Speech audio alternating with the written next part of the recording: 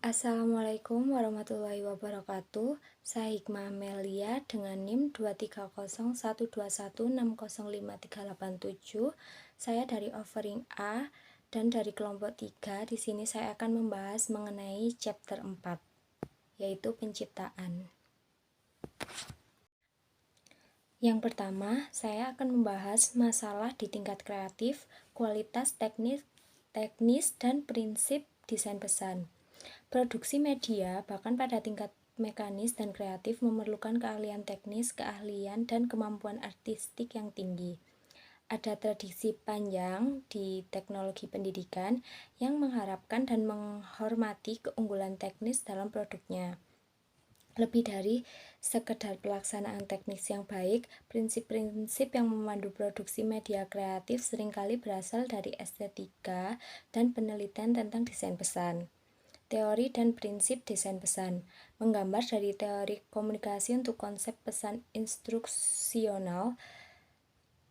Fleming dan Levy mengumpulkan temuan yang dapat diterapkan dari penelitian ilmu perilaku dan ilmu kognitif dalam mencari prinsip desain pesan. Kontributor ringkasan Fleming dan Levy melakukan upaya khusus untuk menerjemahkan penelitian dasar menjadi prinsip-prinsip yang dapat digunakan oleh pencipta media pembelajaran. Perspektif dari penulis dan editor yang berkontribusi adalah mengharapkan pesan yang dibentuk berdasarkan prinsip-prinsip yang masuk akal, yang gunanya untuk memodifikasi perilaku psikomotorik, kognitif, atau afektif dari mereka yang menerima pesan tersebut. Prinsip-prinsip tersebut antara lain desain pesan untuk media gerak, perspektif semiotik, prinsip desain pesan yang muncul, standar produksi, dan trade-off pada kualitas teknis. Yang kedua, saya akan membahas mengenai masalah di tingkat desain, model ISD, dan pendekatan alternatif.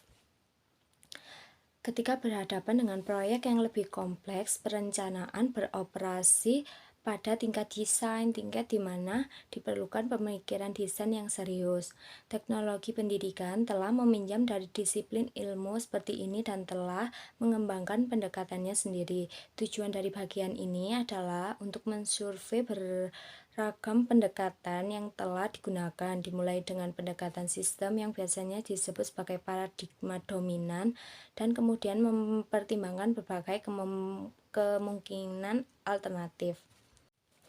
Pendekatan sistem untuk desain instruksional. Inti dari pendekatan sistem ini adalah membagi proses perencanaan pembelajaran menjadi beberapa langkah, mengatur langkah-langkah tersebut dalam urutan yang logis, kemudian menggunakan keluaran dari setiap langkah sebagai masukan untuk langkah berikutnya. Evolusi pendekatan sistem dalam teknologi pendidikan. Artinya, seberapa produktifkah pendidikan jika kita tidak melihat sistem secara keseluruhan, yaitu guru, siswa, administrator, pembantu, fasilitas, perangkat keras, perangkat lunak, dan merancang keseluruhan untuk mencapai tujuan yang jelas. Model ID. Model ID adalah program pelatihan terpadu mengenai pengembangan pengajaran bagi guru. Program ini ditawarkan pada ratusan kelompok-kelompok pendidik, karena biasanya dilakukan oleh dosen dan mahasiswa pasca sarjana. Model ini membagi proses penciptaan ke dalam 3 fase utama. Yang pertama yaitu fase pendefinisian, yang kedua fase desain, dan yang ketiga tahap pengembangan. Selanjutnya saya akan membahas mengenai tahapan dalam proses ISD. Tahapan-tahapan dalam proses ISD yaitu yang pertama, tahap analisis, yaitu menentukan apakah instruksi diperlukan atau tidak. Yang kedua yaitu tahap desain.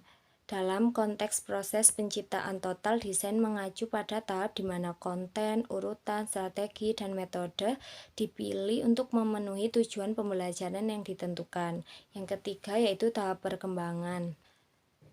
Ketika istilah pengembangan digunakan sebagai bagian dari proses ISD yang lebih besar, hal ini mengacu pada tahap di mana spesifikasi yang dihasilkan dari tahap desain diubah menjadi materi konkret yang dapat digunakan oleh instruktur dan peserta didik.